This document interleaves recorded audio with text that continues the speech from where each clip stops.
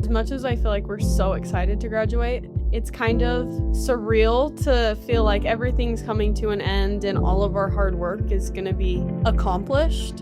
And so it's hard to think about what is next and what we can continue to keep working towards in our lives. And I think that a lot of us find passion in education and really getting patients to understand why we're doing what we're doing. And so I feel that the 2 years that we've been in school have really prepared us to go into the world and really help people understand oral hygiene and what we're doing as hygienists.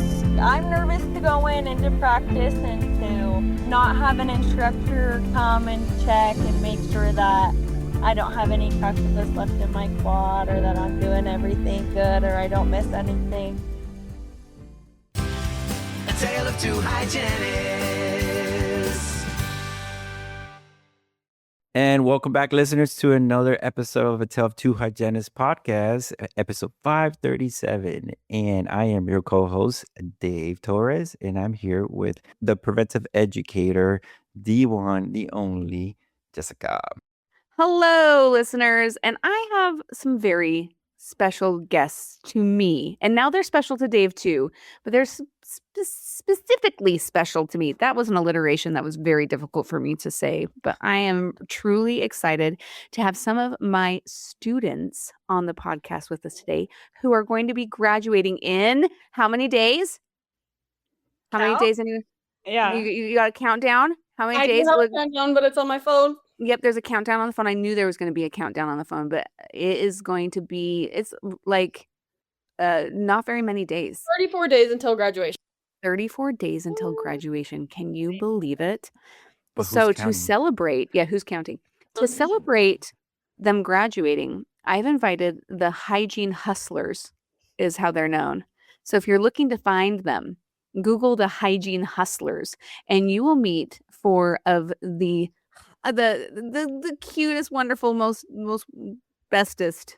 We got to find some better alliterations. I started off with one that was a little rough, but anyway, they're wonderful. I'm very excited for them to be my colleagues. And we have with us today Hayden, Abby, Kalia, and Claire. And I have asked them to introduce each other. And I'm really excited to see what they have to say about each other. So we're gonna start with Hayden. She's gonna introduce Claire. Okay, so I think everybody can see it the same as us, but on the bottom left, we have Claire. Claire is from California, came to Utah, and she's getting married in the summer. She's our type A personality of our friend group, and she's always going to say what's on her mind, and we love her for it. So that's Claire. That's a good intro, Hayden. That's a good intro. Claire, and lovely to meet you. Thank you. So nice to meet you. Okay, this is Kalia to my right. I guess how it shows for, maybe to my right, and she's from Layton, and she played soccer at Dixie State, Utah Tech, and she is, we call her the little one in our friend group. She's also just like me. We speak what's on our mind. We keep the friend group lively.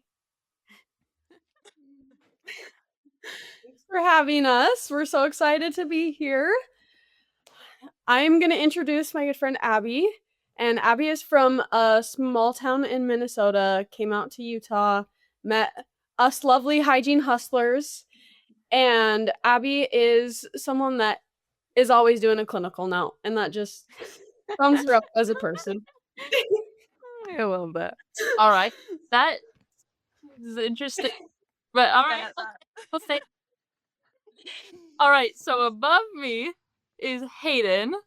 Hayden is from Spanish Fork, Utah, the good old Spanish Fork. And Hayden is just a bright light in everyone's lives. Like, everyone knows Hayden as just the sweetest little thing ever. And she won't speak her mind like the rest of the crew over here, but she will be sweet and she'll be kind. So She backs up There you go. everybody that we speak our mind about. She is a good support. That's true. She is a good support. We are balance so others. happy to have you guys with us. And I just want to share a little bit about Dave that you may not know, but I heard, popping in about marriage and all those kinds of things. Dave met his wife in hygiene school and asked her to marry him around the time they graduated. Oh. I know, isn't that adorable? And you guys are in a time of a lot of change, a lot of exciting change, some endings and some beginnings. And we just want to talk about what is on your mind. So, what is on your mind? What are you excited for or worried about? Well, excited for graduation. I'm Yeah, excited to be done with school. It's felt like so much work. It's a long time coming to be done with school. So that's number one. Yeah. With kind of what Hayden's saying, as much as I feel like we're so excited to graduate, it's kind of surreal to feel like everything's coming to an end and all of our hard work is going to be accomplished. And so it's hard to think about what is next and what we can continue to keep working towards in our lives.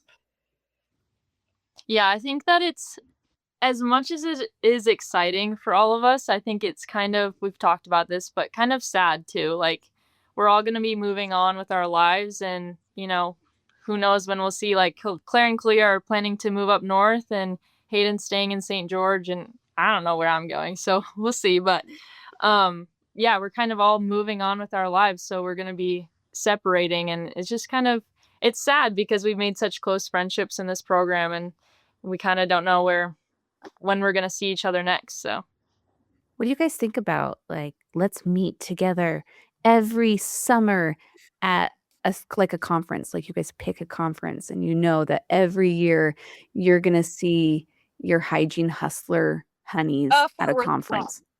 Yeah.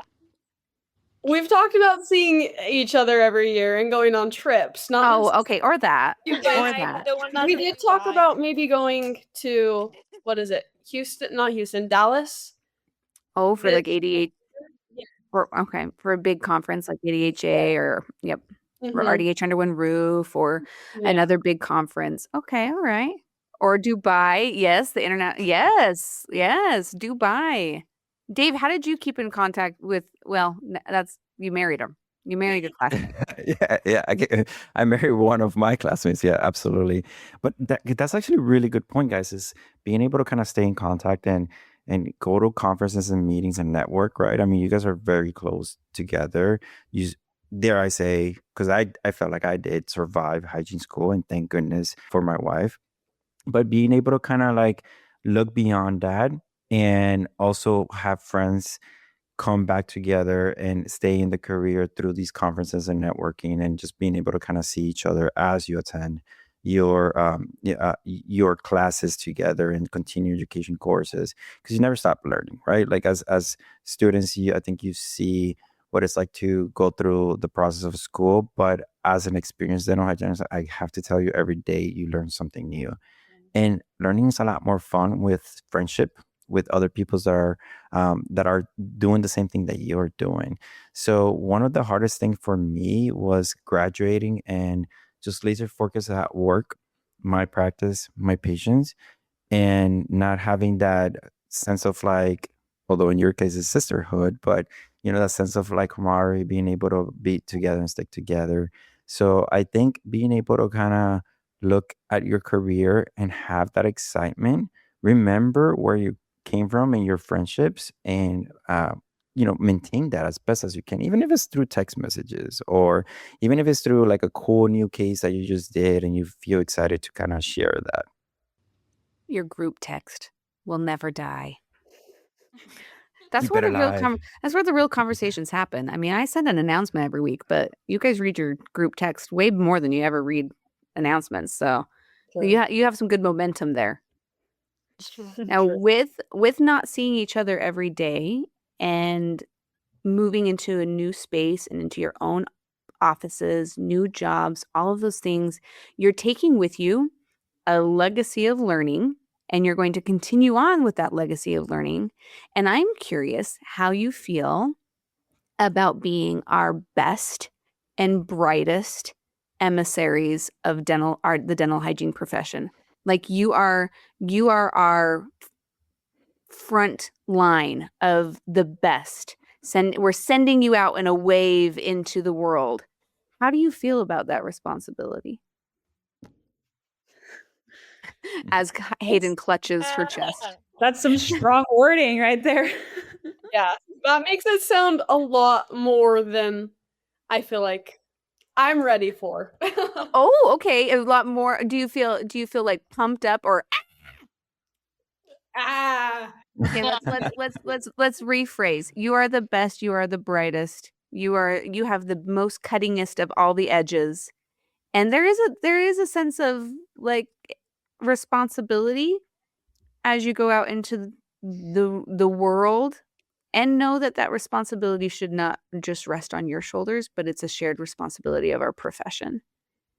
And don't lose that shininess of the fact that you are the cuttingest of the edges. You know the latest, the greatest, the most up to date, and that is something to be shared. And I have to tell you guys, if you guys ever feel like it's a big responsibility or burden, just know nobody's perfect at the very beginning, right? Like we all Or at the start middle somewhere. or at the end. Correct. Like even to this day, like I find myself, we have the saying of saying you're not gonna be perfect, but be better than you were yesterday, right? And so, have a mentor, talk to somebody in your practice that you look up to or that you want to be, that you admire, and don't be like them, but be the best version of yourself through the things that they can show you and coach you. I used to be a hygiene mentor, and one of the biggest things that I would tell my mentees is yes, there's a lot of responsibility. Yes, we have a big job to do. And yes, we have our patients in our hands, right?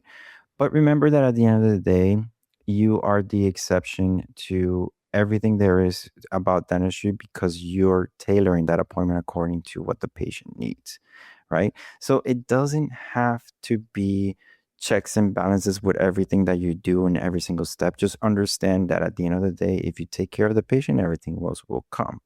And your career will show you and teach you and guide you through friendships and partnerships, through podcasting, through all these things, all these resources that I have to tell you I did not have when I was in your shoes.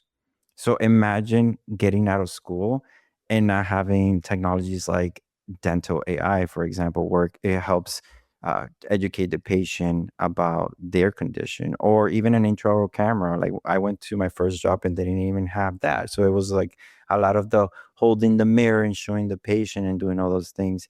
You guys have these resources that you are able to utilize and aspire to be the best hygienist that you could be. Is there something that you guys are thinking about feeling anxious, or have you seen your career or your life after school, after passing the boards, having your first job, or is it like a job interview that you're thinking, "Oof, I feel a little overwhelmed right now. What can I do? How can I go about it?" Is there something that's top of mind that maybe listeners that are in your shoes can kind of relate to? Hayden, what do you think? For me, I feel like the thing that I'm the most anxious about is starting a new job. I mean, we've like gotten this routine of school and like clinic. We know how it is. Like we just have it down, but it's a total different environment than an actual office. So it is really scary to me to like start a new job and like be so uncomfortable, like not knowing where anything is, how they like to run things, and also just like condensing your appointments. I mean, we started off with 9-hour appointments, like, I mean, coming in split, but like, you know what I mean? Like, it's crazy to be at this point now and then going into an office and it's a way different pace, different environment. I think that's really scary for me. I think it's going to be something that I'll have to get used to. And I don't know, it's scary. That is scary, and I have been there. And I have something for you to imagine or remember. I want you to think back to your very first patient, and I want you to think about how long it took you to probe a healthy mouth. You got that number in your mind? You got that number? Yeah. And then I want you to think about how long it's taking you to probe a healthy mouth now. Yeah. Is it different? Way different. Yeah, it's It's true. way different. And so you're finding yourself at the same place you were from being a junior to a senior, from being a student to a professional, and you will be more efficient and you will be successful. Just as you look back at how long it took you to do something a year ago and how efficient you are now, the same kinds of gains happen as you move forward in your career. Mm. Yeah. Yeah, that's And true. Hayden, I have to tell you, like I'm thinking about my first week. How many patients do you guys see a clinic day? Like one in the morning or one in the afternoon or two and two? Ew. Two. Yeah, it depends on the day, but 2 a day, up to Okay. 3 or Yeah. 4. So like my first job, not that this is like the standard, right? But my first job was like a temping job and I had 9 patients. And I was like, oh boy. So imagine the anxiety that you get, right? And I think a lot of the people that are listening right now all can relate to their first day at work. Some were like amazing. Some were like, I just questioned my whole career. What am I doing, I right? cried. Yeah. See, there you go. Not to say that this is going to happen to you guys, but all to remind you that we've been there. But I can easily tell you by the time, let's say from that Monday to that Friday, I experienced so much that it made me more accelerated than I ever thought it would happen. And with that, you take the leap of faith and you just press play and you keep on keeping on. And you remember that at the beginning, at the end of the week, it was a completely different experience than the beginning of the week. And as long as you encourage yourself to keep on keeping going on, I'm going to also tell you to text each other on your first day and, leverage those relationships that you have. And for the listener that is listening to this episode, be forgiving with new grads, not because they're new, is because you once upon a time were there. And so if you ever wish that your first day was a little bit different, maybe help them out, because that's the best part about being an experienced clinician. I love working with brand new grads. For one, you guys always ask me a lot of questions and it helps me realize that at the end of the day, I do have that spark, right? But for two is understanding that, we all want to be better. And sometimes we need updated information, which is what you guys are bringing to the table that perhaps we don't have on the day to day because we're in this bubble of our practice where 2 years in hygiene school seems like such a long time, but 2 years in the real world as you practice, it becomes a bit repetitive. So new energy is always very much encouraged, especially when it comes to, having a new grad. Abby, I was thinking about you as we were talking about moving to different locations in different states and different areas, right? And I believe you said that you were choosing to stay at home base.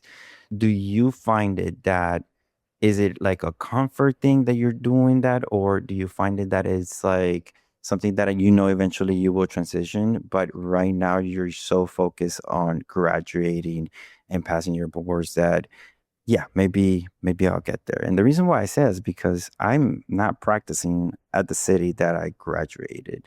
And that's something that I didn't know that was going to happen to me. Yeah, so I've been in St. George for 4 years now. And like Kalia said, I'm from Minnesota and I don't really have plans to go back to Minnesota. But yeah, right now I'm kind of just focusing on graduating, boards, all of the above. I think that's just like my main focus. But yeah, I think that's just my main focus is just school right now. Like we still have a month left. I'm kind of just getting on that grind and hopefully figuring out where I want to practice. I don't necessarily care for where I practice, but I won't lie, money has a lot to do with like where I want to go, and Utah just isn't really appealing to my eye right now. And so I'm just trying to figure out where I want to go to try to make back money from putting it into school. So That's not a bad motivation to recognize that you've invested in yourself and to turn around and invest back into your life as you invest in your patients. I think that is something to consider when you're looking at where you want to be, where you want to end up, and to support each other wherever you might end is really valuable. I'm curious about in this grind day to day moving forward, as you look back, what do you feel like you are most prepared for? What do you think, Kalia? What are you most prepared for? You feel like, yeah, I got this.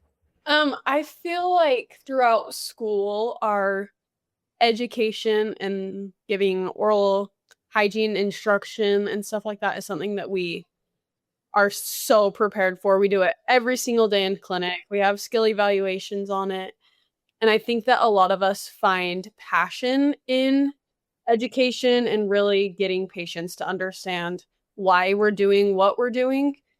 And so I feel that the 2 years that we've been in school have really prepared us to go into the world and really help people understand oral hygiene and what we're doing as hygienists. And yeah, I just think we're so prepared in our knowledge and everything that we've learned. And like you guys had said, we're the most up to date with everything that we've learned as well. So I think You that are. we'll bring a lot to wherever we all end up. You do bring a lot to the table. And on that table, there may be something that you wish you had a little bit more on. So, Claire, I'm wondering, what do you feel like you're the least prepared for? What do you wish you knew a little bit more about right now? I wish we knew a little bit more about billing and insurance, actually. I feel like when we have those conversations in class, we since we don't take insurance at the clinic or anything or deal with any form of payment in that way, I feel like that will be a foreign world to us when we get into an office, depending on what insurance approves what procedures for our patients and how to go about like pre-authorizations or things like that. But I do feel like we are prepared very well on many other things. But I am nervous for that part. You guys are good at matching treatment to you're really good at matching the treatment to the from the classification and knowing what codes to use. And I don't know about you, Dave, but do you understand insurance? No, I mean, so I laugh, Claire, when you said that because I'm like, okay, other than the basic codes, which you will learn very quickly. They actually know all the codes. Now we Dave. know You'd be all the really basic there you you'd go. be really See, impressed. They know all the codes. see, you guys have high quality education because I graduated without knowing the codes, maybe 100. Like I was just guessing at that point, but I have to tell you that no, insurances is tricky, right? And not to mention that they do change. And by the way, there's like so many different types of insurances, right? And in different states, they cover different things. The reality is, use your resources. When you're at work, have a great conversation with the dentist or the front desk and just understand like, hey, help me navigate this, right? But out of curiosity, you learn to adapt, right? Don't get overwhelmed, but understand that at the end of the day, we don't really work for the insurance guys. We work for the patient, right? And having them understand that as best as we can is what's going to set you apart. Because if you speak to a patient, I would hope, and you will realize this very quickly, there's a difference between providing services because of what we believe in and what we do as preventive specialists than what the insurance allows us to.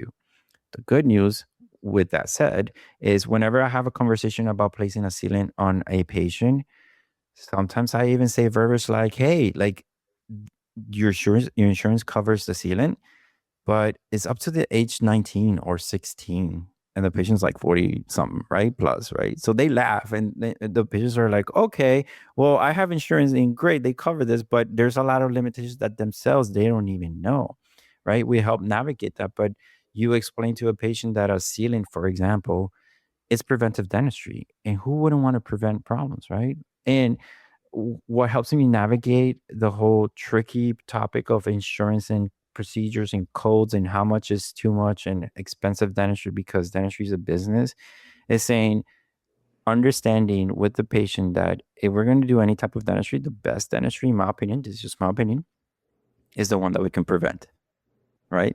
If you're going to want to do a filling, let it be an occlusal, not an MODOBDO or a crown or a root canal or, God forbid, an implant.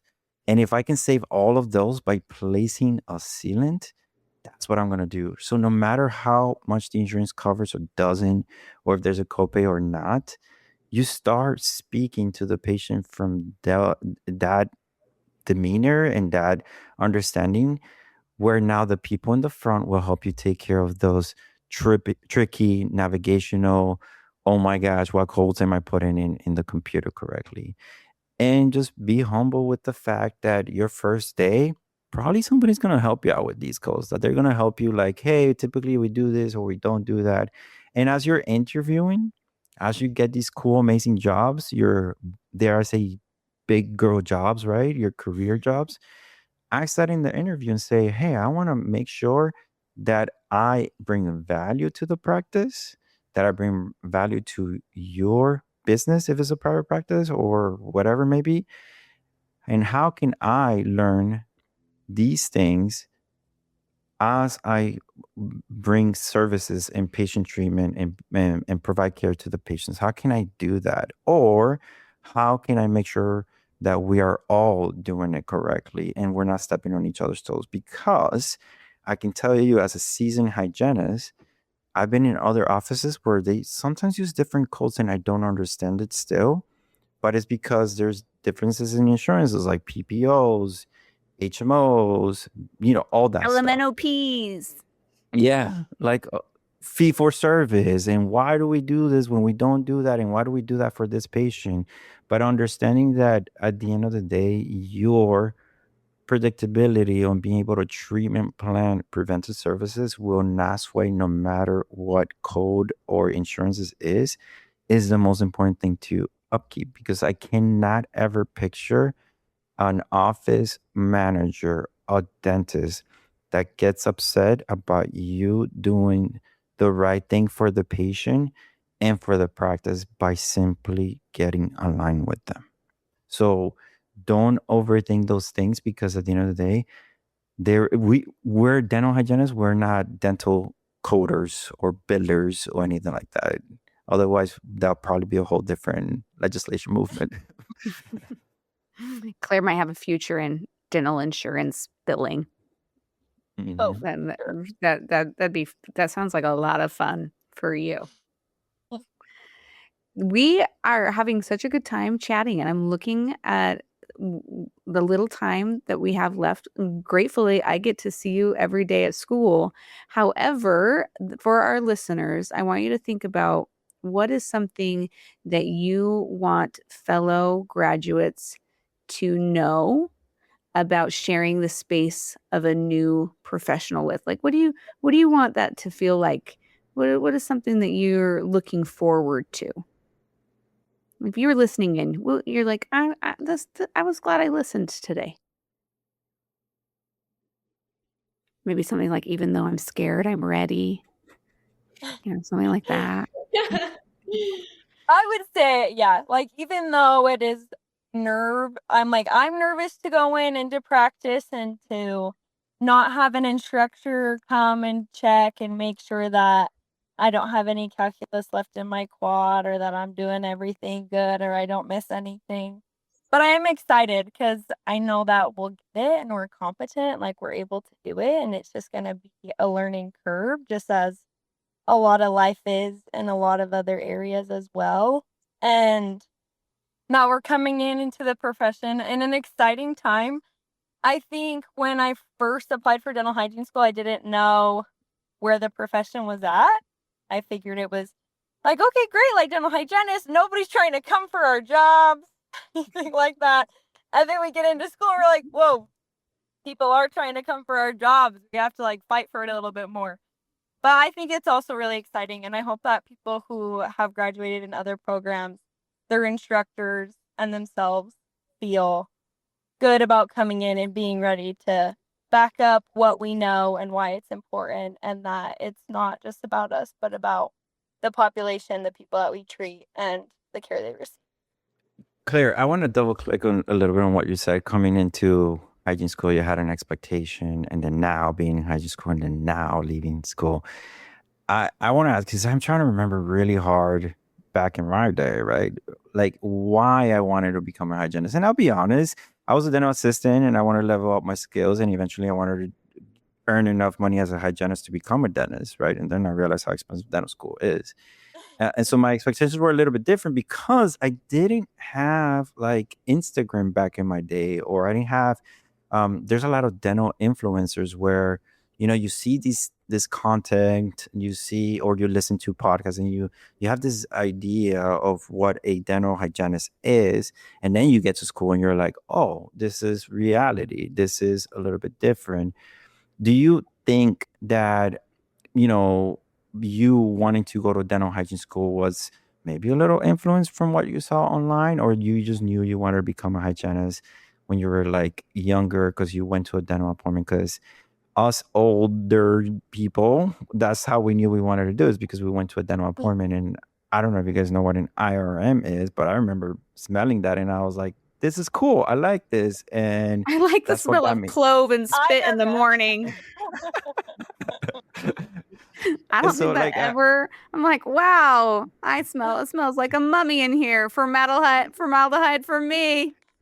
guys, I'm weird, and IRM, like it was a temp filling, and I just smell like a dental office, and I felt at home. This Okay, smells but like my there, future.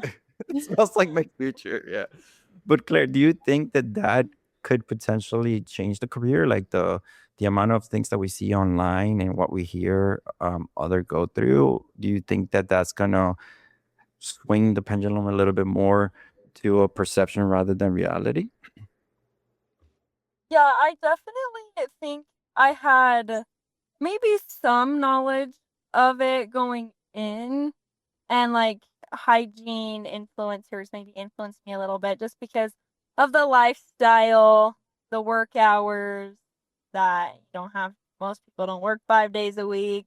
I think all of that played a factor of it for me going in. And I've mentioned this in school, but I do feel like there are a lot of good hygiene educators out there that educate the population on how to improve their oral hygiene. I don't know if there are enough educators out there that educate each other on what's happening in the field. I've worked in a decent amount of dental offices, and I don't know if people know, if the hygienists know that their careers are low key in a little bit of jeopardy. Like, I just don't know if the hygienists that have been there for 10 years, 12 years, or have been there for 6 years really understand more of the behind the scenes of everything that goes on if they just show up to their 8 to 5 and leave every day and get back home to their family. So I feel like moving forward in the future, when I come into an office, when I work with my peers, like I want them to be involved and understand what's happening, because I plan to and hope to keep up to date on everything that's happening in my career, because I don't want it to go away, and I've put in a lot of time and money to get here. And you're there. I just want to take a minute to recognize where you guys are at, and you are there, and you are equipped with this information. And you're right, Claire, you're going to be that person that goes out there and shares with your peers, your colleagues, and say, hey, did you know that in our state these things are happening? Hey, did you know about the new quote unquote staging and grading of periodontitis? Did you know? Because a lot of those things take a long time to implement in an office. And it was, I know you guys felt a little when I asked, like, how do you feel about having this responsibility? Know that that responsibility is borne by those who came before you as well. And I feel very optimistic about the future of our profession because of hygiene hustlers like you. And I watch students get to a place in their education as things are wrapping up, and you take on this identity of the professional and you start settling in to that responsibility. And even though it might feel a little heavy, know that you are never alone. You have my cell phone number. I'll give you Dave's cell phone number. And you always will have people who are in your corner and rooting for you. And congratulations. Round of applause, graduating class of 2026. Yeah. Round of applause. Thank you so much for being our guests. Know that this is a welcome space for you. Come and hang out with us again. And listeners, thanks for listening. And I hope you took away a little bit of their energy as you move into your day tomorrow and as you meet with your patients. Or maybe if you're in an office with a brand new member of the team, give them a little bit of love and grace, and also maybe give them a little bit of your ear and listen to what they have to say, because they know a lot. Yeah. Whether you're new, you just started, you've been doing it for a while, or close to retirement, we all share that responsibility to keep making hygiene the best career that we are leaving, making it better than what it was, right? And so don't hesitate to reach out to each other. And again, you can text me. I mean, Jess is going to give you the number, but listeners, I'm going to encourage you all to remember that we just cannot go to work, see our patients come back home and expect that we want to be the change that we want to create, right? So we want to be able to keep on working, not just as hard as we do with our patients, but also in our career paths. Thank you for listening. We'll see you. That's a wrap on today's episode of A Tale of Two Hygienists podcast. If this conversation made you feel seen, inspired, or even just a little fired up, share it with a fellow hygienist or fellow dental professional. Share it with your neighbors, your friends. Share it with everyone. That is how this community grows. Make sure you subscribe, leave us a review, and connect with us on social media so that we can keep on going with this conversation. Remember, your career, your voice, and your story matter here. We're David and Jessica. And until next time, keep learning, keep laughing, and keep showing up for yourself and for each other. This has been a production of Endeavor Business Media, a division of Endeavor B2B.